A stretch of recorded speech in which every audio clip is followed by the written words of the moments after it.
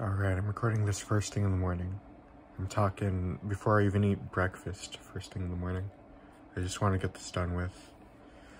Well, I want to welcome everyone to the main point of this channel, which is extremely long, arduous, and detailed book summaries. I've been away for some time, sorry. I haven't been able to post very recently. I was making this video off, honestly. Once we get to the topic, you'll understand why. Last video didn't have a script. I was trying something new, but this one does. So, it kind of took a little more effort to make. Now, I was planning to make my first book summary video on a different book, but this was the one that I finished recently. So, this will be first. Over summer, I've read like 5 books that I was planning to make videos on. Alright, well, here we go. This book is called Earthlings, and it's by an author, Sayaka Murata. I found out about Earthlings recently, randomly, while reading articles about Haruki Murakami and other Japanese authors, like Osamu Dazai. I read No Longer Human during the summer as well. And, yeah, while reading random article, Earthlings immediately caught my eye as a recommendation, because it was described as, quote-unquote, a strange book about personal freedom from the, quote-unquote, factory of modern society. All in all, I knew that I had to buy it, like, immediately,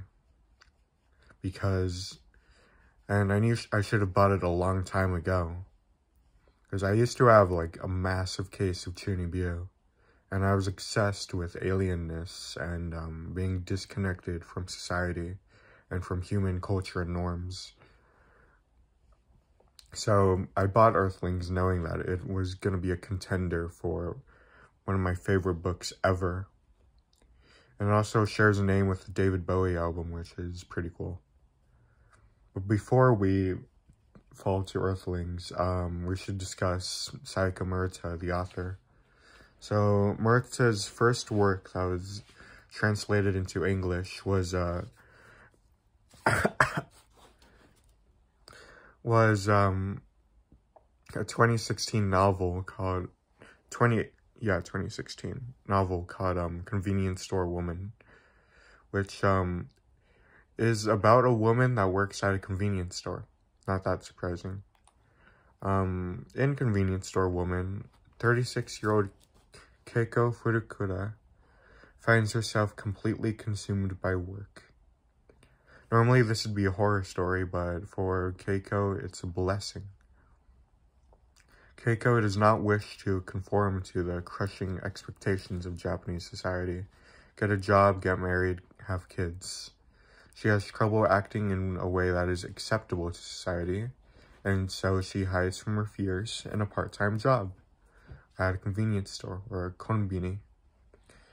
The konbini is a completely structured environment, perfectly clean, simple, and rigorously regulated by the company manual. So she doesn't need to think too hard about her own life. She can fully conform to the role of the convenience store woman, dressing and acting in a similar manner to her coworkers. She is unable to conform to the greater society, but she doesn't need to. Conforming in the tiny world of the convenience store is good enough for her. So in Convenience Store Woman, Sayaka Murata imagines Sisyphus happy. Work is satisfying because there is no free thinking, no fear when it comes to the vacuum of the free world. She just does whatever the convenience store manual says, and she is satisfied. Convenience Store Woman is very similar to Earthlings in those themes of societal conformity. Both novels feature asexual and celibate relationships, description of society as some sort of machine, and the main characters' tumultuous relationships with the human world, fighting as to either embrace or fully reject it. Alright, that's enough convenience stores. Now it's time to discuss the novel for real. Damn, I forgot to bring it with me, but, one complaint I have about the novel, or I don't know if it's a complaint, it's just something I find, something I find strange, is the cover. Because the cover just looks like, young adult fiction. Looks like something I'd buy at middle school at a Scholastic book fair. It's just the big bold text, Earthlings, Sayaka, Murata, and a picture of the stuffed hedgehog. So definitely hides what the real book is about. The real contents of the book, which may be a deliberate move by the publisher. But this novel is not something that should be sold at a Scholastic book fair. I should warn you now that Earthlings quickly becomes a harsh and callous tale, with sexual abuse, incest, murder, and cannibalism. What seems to be childish and whimsical at the very beginning becomes disgusting and grotesque at the end. Okay, now that you're mentally prepared, it's time to dive into the novel for real this time. I've been holding it back for the past 5 minutes. So, the main character of Earthlings is an 11-year-old girl named Natsuki Sasamoto. She has a mom and dad and an older sister named Kisei. The 4 of them are driving up the mountains at the beginning of the book to their grandparents' home in Akishina. Now, even though Kisei is 2 years older than her, Natsuki believes she is more mature than her because she has found out the way to not get carsick while going up the mountain, something that most people in the family struggle with. Now, it's clear that Natsuki isn't like the other girls, both literally and to herself. She claims to have a magic wand and a transformation mirror given to her by Piyut, an alien from the planet Popopia. So Piyut is a little stuffed hedgehog on the front cover. Now, before recording this, I had to sit down and chant Popopia, Popopia, Popopia over and over to myself so I could pronounce it right for the video. It's an absolute jumble of words. Very childish. Very funny. So, Natsuki has to live with the secret, or the self-proclaimed secret, that she is a magical girl contracted with Piyut to save the planet. You know, normal 11-year-old issues. The only other person that knows Natsuki's secret is her cousin Yu, whom she only sees once a year at the Summer Oban Festival, which is what they're currently going to in Akishina. And speaking of Yu, Yu is not only Natsuki's cousin, she's Natsuki's boyfriend, or self-proclaimed.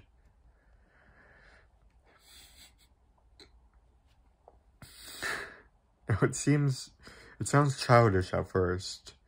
Like, I want to marry my cousin is a common comedic trope in Japanese media.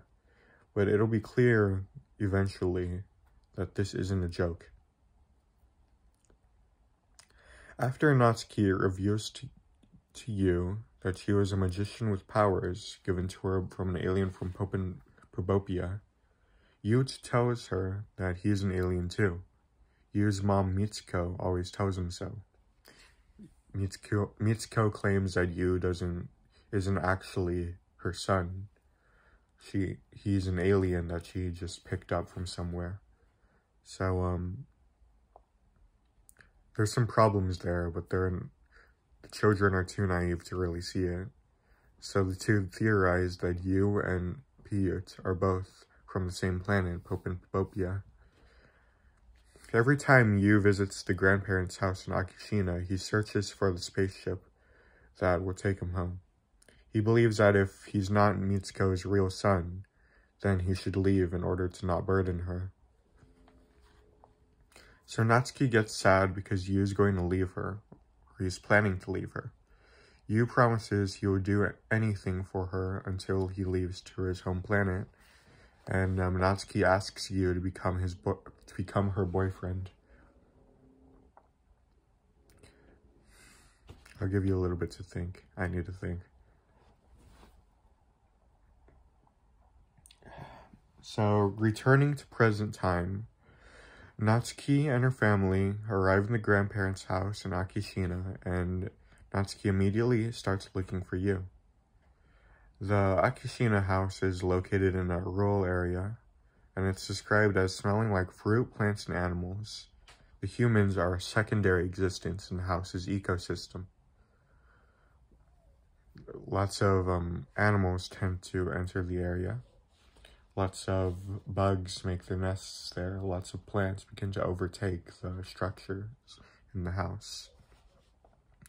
Natsuki also describes a silkworm's nest that formerly existed within the house. It doesn't exist there anymore, but there once was a room filled with bamboo baskets containing hundreds of silkworm's eggs. They would hatch and fly everywhere throughout the house. So this is an important symbol for the rest of the book. Keep this silkworm's nest in mind. So Natsuki finally meets with Yu, and they have a moment. Natsuki feels as if Yu hasn't grown at all since the last time they met. In fact, he looks like he got even skinnier compared to Natsuki, who is 11 and going through puberty. Natsuki wonders if this is because he is an alien, that he doesn't grow. Perhaps he has a longer lifespan, perhaps he doesn't grow at all. Natsuki and her family prepare for the Oban festival, and now we can see how her family views Natsuki. They think she is useless compared to her cousins, and they constantly badmouth her within earshot. Natsuki describes herself as the family dumpster, and describes these moments of abuse as dumpster time.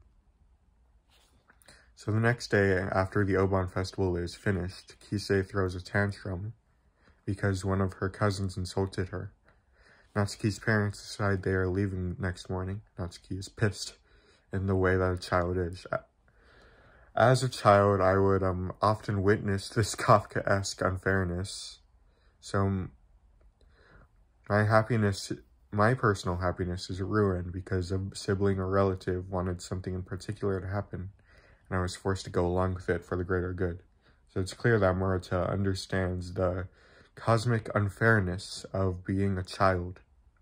That's the best way I can put it. So Natsuki understands that she's gonna have to leave the next morning, so she tells Yu to meet her at 6 a.m. at the family graves. So at 6 a.m. at the meeting, Natsuki asks Yu to marry her, because she's going to have to leave just today. But if they got married, she'd be able to survive until the next time they meet. They would be separated physically, but in the eyes of the law, they would be together. So the two cousins get married. I mean, there's no argument as to who takes the other's last name. So, they also do this incestuous marriage in front of the family graves. So, everyone in the family gets to see something that should not be happening. They also exchange rings made out of wire, so that they will forever be bound. And they come up with 3 promises. Number 1, don't hold hands with anyone else. Number 2, wear your ring when you go to sleep. And number 3, which is something you added as a joke, survive whatever it takes. So you came up with this. It seems chuny at first, delusional, kind of funny and childish, but it becomes an important mantra later on. What is a child going to be afraid of dying from? You'll see. Especially someone like Natsuki, who the family dumpster. Alright, now we're moving on to chapter 2. In chapter 2, Natsuki refers to the town where she lives as a factory for the first time. Factory meant for the manufacturing of babies. Natsuki believes the womb and the testes of humankind are factory components. Her own body does not belong to her, it belongs to the state, to society. So Natsuki is going to start going cram school next week. She has to study and get an education to serve the factory.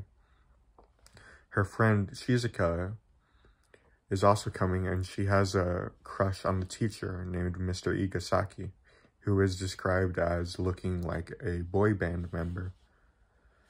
So Mr. Igasaki is a little weird. He always asks Natsuki to stay with him after class to help him. Shizuka gets jealous, but as I said before, Mr. Igasaki is a weird person. So once after class, Mr. Igasaki tells Natsuki that she has bad posture, and so he straightens her out by touching her inappropriately on the spine and on the chest. So Natsuki immediately gets the superstition that he is a little bit not okay. And I'll warn you now that problems do not end there. He is more than a little bit not okay. So once Natsuki enters the 6th grade, Mr. Igasaki forces her to change her pad in front of him. The two are alone, and he watches her to make sure that she is doing it right. That night, Natsuki confesses to her mother that Mr. Igasaki is weird, and because he told her off for having bad posture and not throwing away her pad right, but her mom doesn't want to hear it. She believes Natsuki is lying about Mr. Igasaki being a pervert just because he told her off. She believes that she's just complaining about him because Mr. Igasaki kind of spoke bad about her and criticized her. And she believes that Natsuki cannot take criticism and she's childish. So Natsuki's mom immediately had the opportunity to nip this problem in the bud before it got worse, but she didn't take it. And the beating given to Natsuki from her mom forces her to recall the promise made with you, survive whatever it takes.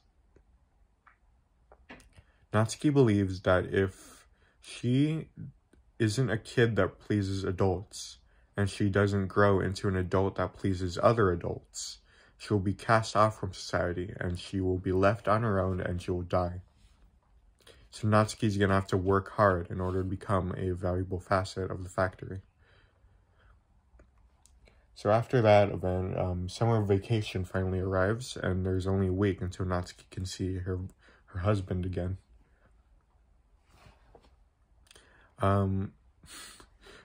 Her husband at the family gathering, you know. Natsuki hopes that this time they'll be able to leave in the spaceship. This is the one chance that they'll have before things with her teacher get worse. And that she also hopes that the ship has enough space for you to bring her with him. Before that, Natsuki and her friend Shizuka go to the neighborhood summer festival, and they see that Mr. Igasaki is there. Natsuki tries to run away, but Mr. Igasaki is able to separate the two and find Natsuki. Mr. Igasaki tells Natsuki that Shizuka is at his place.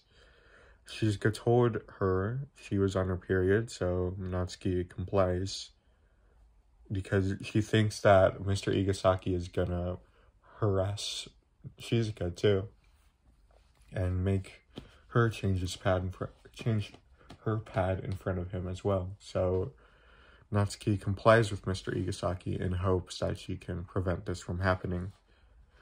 However, at Mr. Igasaki's house, Shizuka's not there.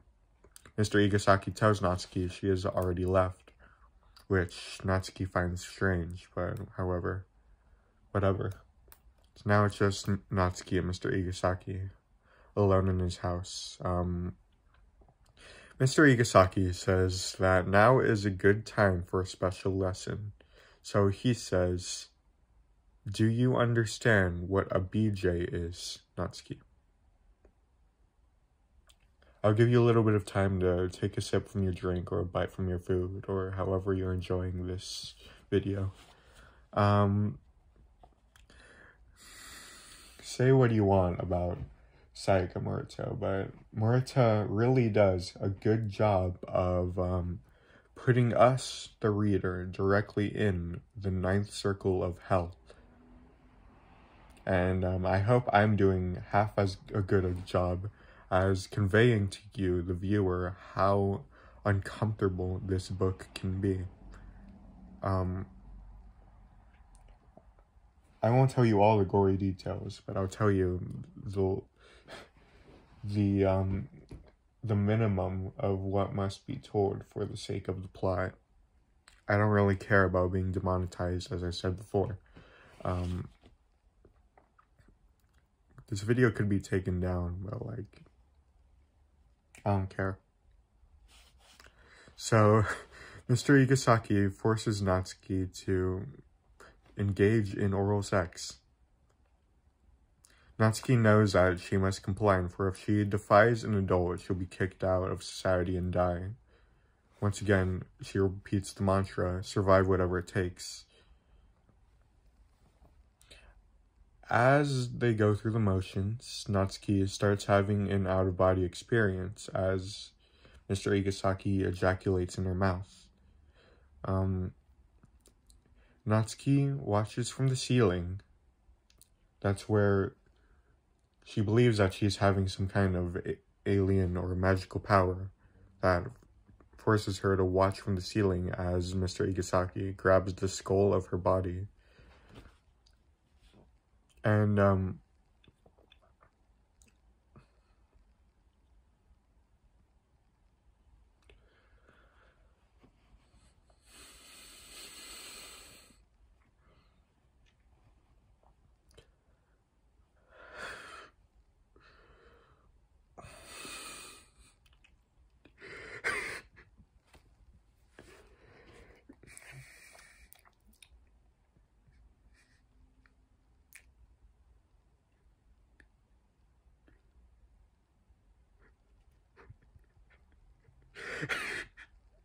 why was this book written?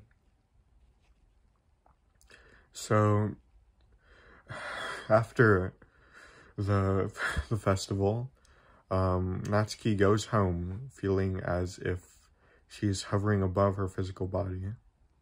But after going to bed, after running past her family and not speaking to them, after going to bed, after going to sleep, and waking up in the morning, her consciousness returns to normal. I must say now that sexual abuse can completely ruin a child's mind, especially in those vulnerable ages. Natsuki's 11 when this happens. The best example I can come up with right now is a YouTube video called Poco Poco Picotang by user Nana825763. He's famous for, or they're famous for being the creator of username 666, one of the more famous creepypasta.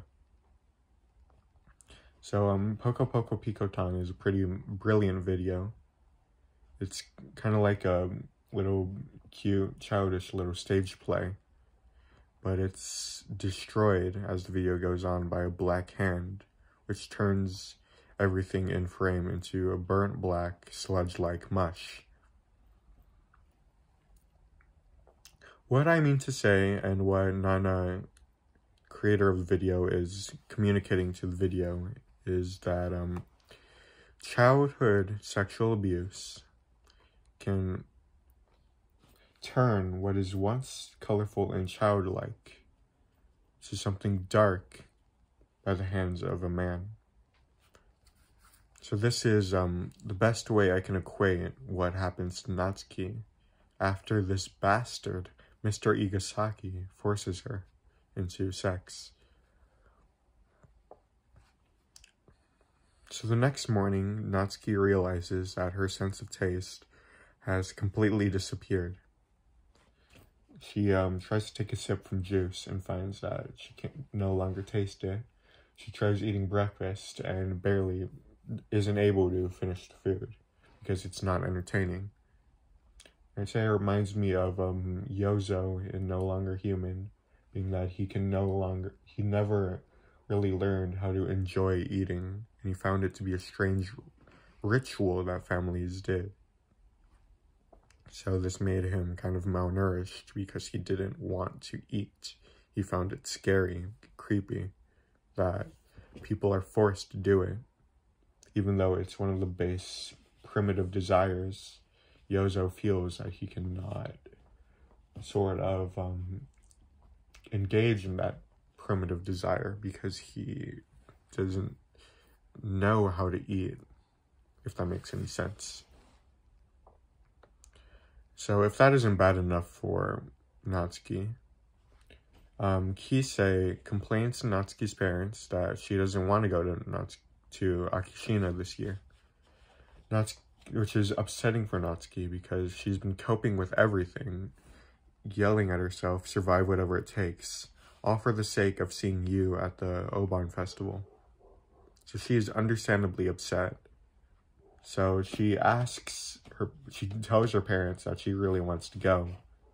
And Natsuki's mom scolds Natsuki for being selfish, even though Kisei and her parents are the ones who are selfish. So during the scolding, Natsuki wishes for the out-of-body power to come back so that she can theoretically just go over there and be with you. It doesn't work, and Natsuki goes to bed with her wish unfulfilled. Or so she thinks. The next morning, Natsuki's dream of going to Akishina actually is fulfilled because her grandfather has died. Her parents receive the news, and so they pack their things because they're going to meet there for the funeral. So now at Akishina, as they prepare to bury their grandfather, Natsuki meets with you again, as she planned. Natsuki knows that nothing will keep them together, but they can be heroes just for one day. I'm sorry for saying this. So Natsuki, without hesitation, asks you to have sex with her. Take another sip from your drink. Take another bite from your food. I'll tell you the reason why this is occurring. Natsuki reasons that her life doesn't belong to her. Her womb belongs to the state. She is going to become a component of the factory.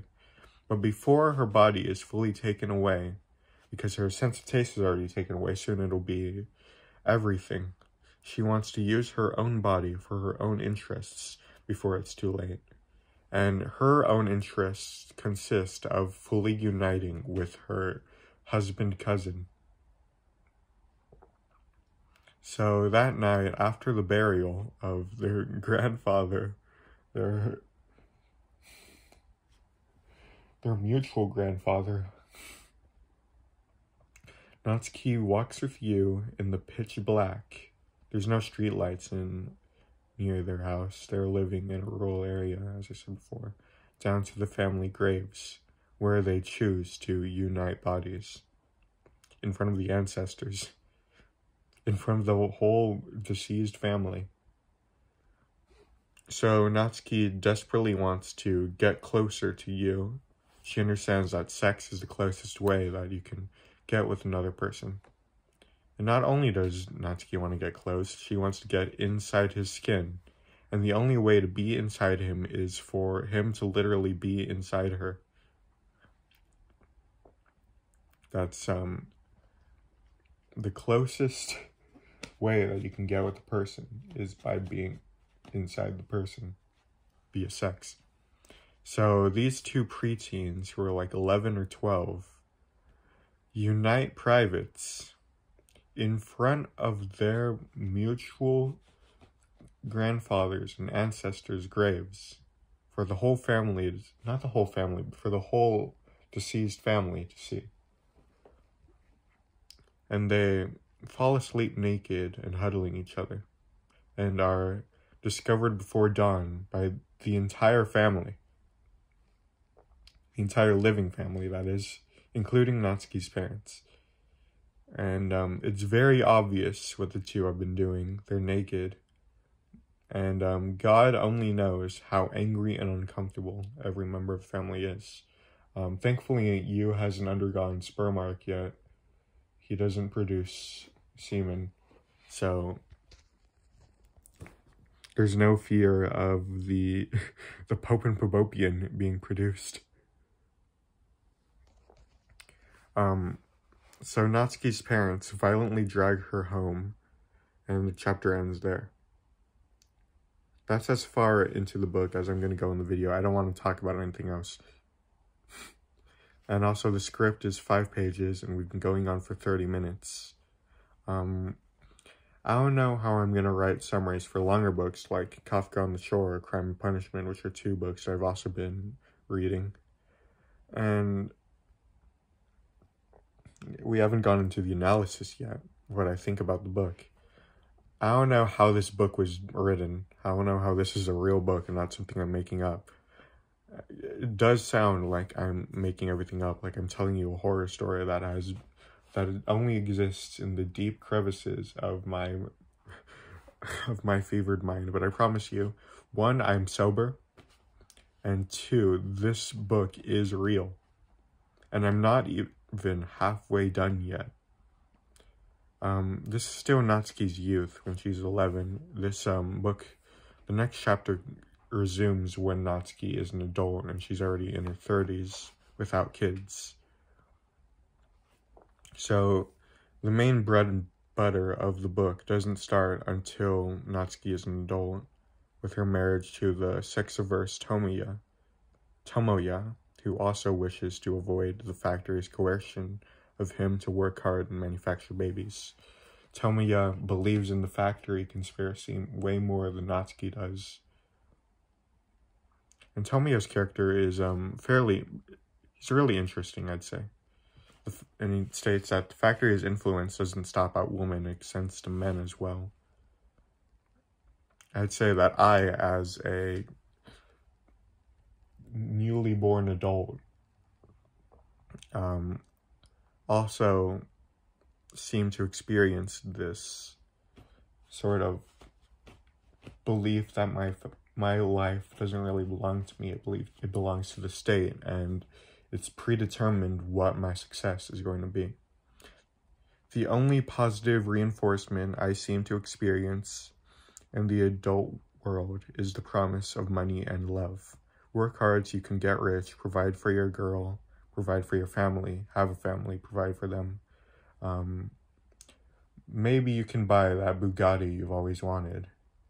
That is the only measure of success.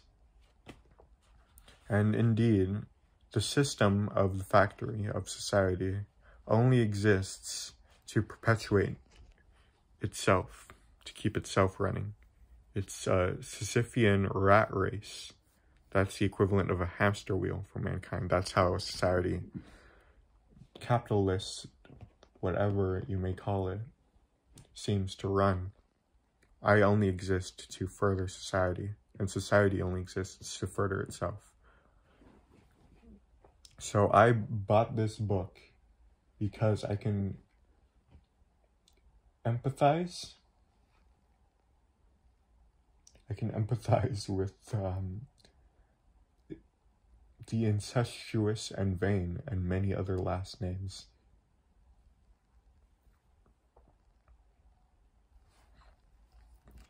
I often think to myself, I want to leave society. Fuck money and fuck love. I will be myself. And the trio of Natsuki, Tomoya, and Yu understand the rat race of society. My hand is pretty shaky. It hurts. I've been holding this for 30 minutes. They understand it more than we do.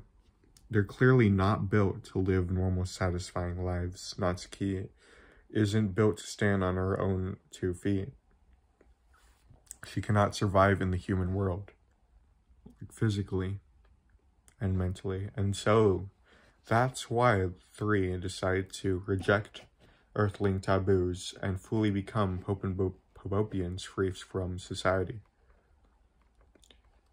As I said before, there's days where I want to do the same. I want to just shut myself in my room and read. That's the only thing I want to do.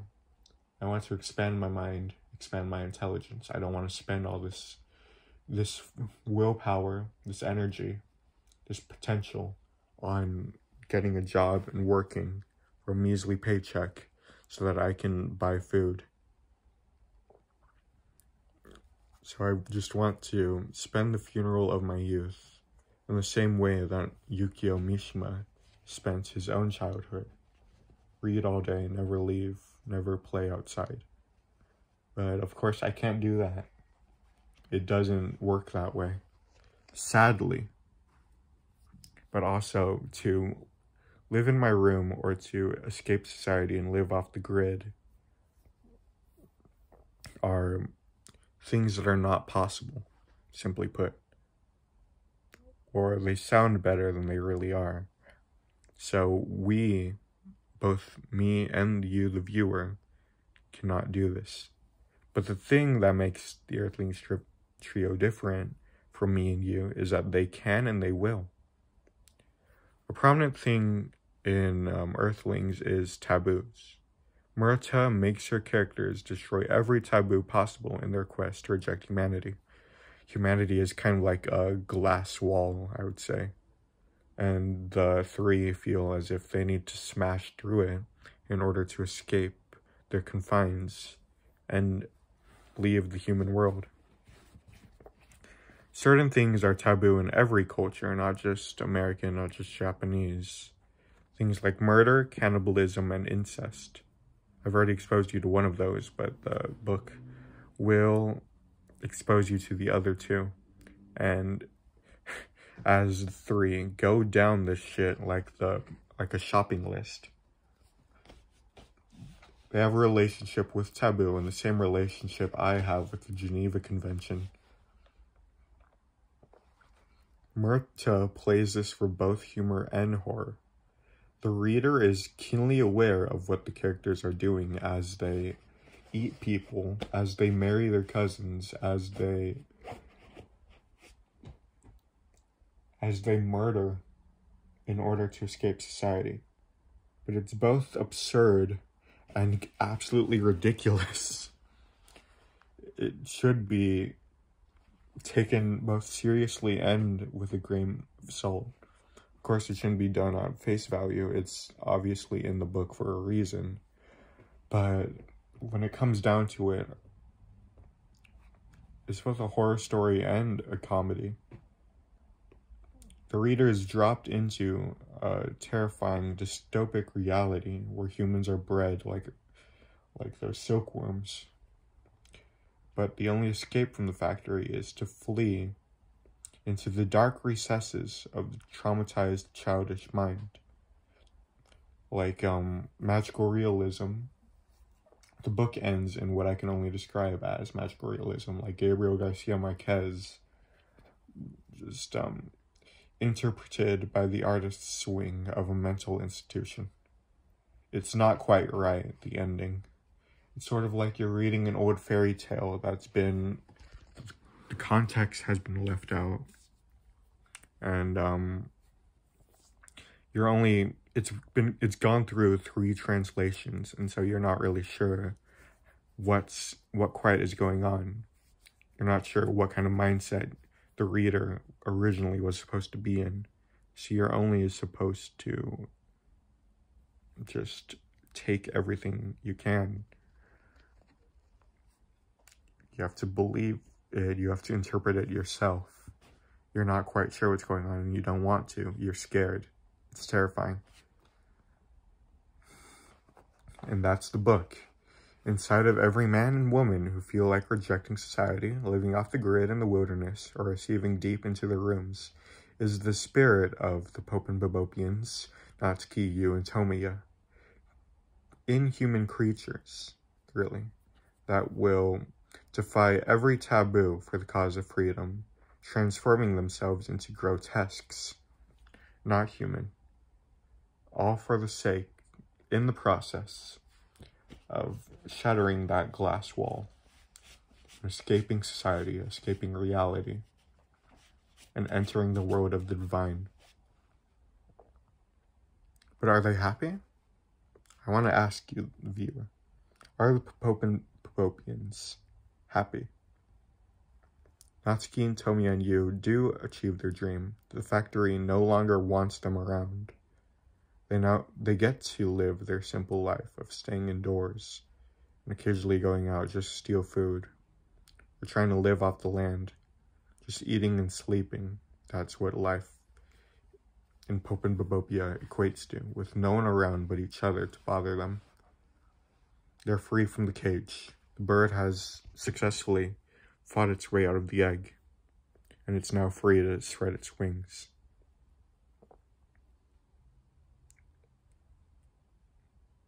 I'm not sure whether it's a satisfying existence to just eat and sleep all day, or if working in society is what humankind was meant to be doing. Of course, society means we have progressed from those base desires of eat, sleep, survive, whatever it takes. But at the same time, maybe human society has given us problems that we, as living creatures, were not meant to deal with. In conclusion, Earthlings is both horrifying and brilliant, with the capacity to make me laugh hysterically and vomit violently at the same time. Sayaka Murata is one of the evilest women on planet Earth, and I'm definitely looking forward to her next work. Like, at the end of the book, I literally could not read anymore. I thought, like, this is the end. I've seen everything. I don't want to read these last few words. I already understand what's going on. Just let me put down the book, please. So I would both recommend and not recommend Earthlings to my viewers. Paradoxically, I believe that no one should ever read this book. We should keep it far away from the public, as far away as possible. It should not be allowed in bookstores. It should not be allowed anywhere that people can actually go and buy it. But at the same time, I believe it should be praised as a great accomplishment in world literature.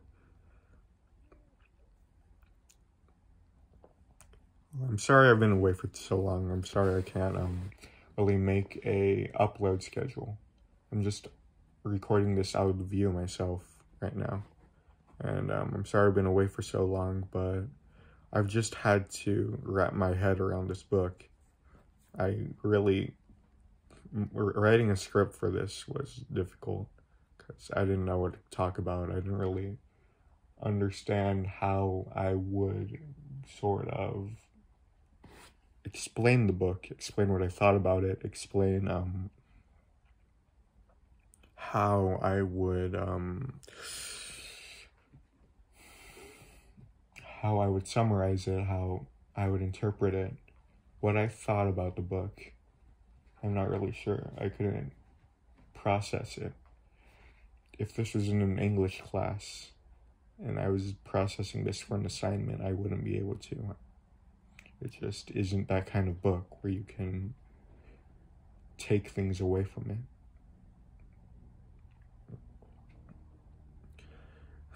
I like thinking. I think every normal person does. And this book makes me think. Therefore, I like this book. But at the same time, holy shit. Alright, thank you for watching. This is the end of the video. I might make another book review, or I might do something else for next time. Whatever it is, I promise you it won't be boring. Once again, thank you for watching if you've made it this far. If you've been skipping ahead in the video.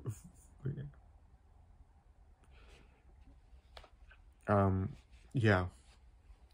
I've never really learned how to either start or end videos, but thanks. I'll see you next time.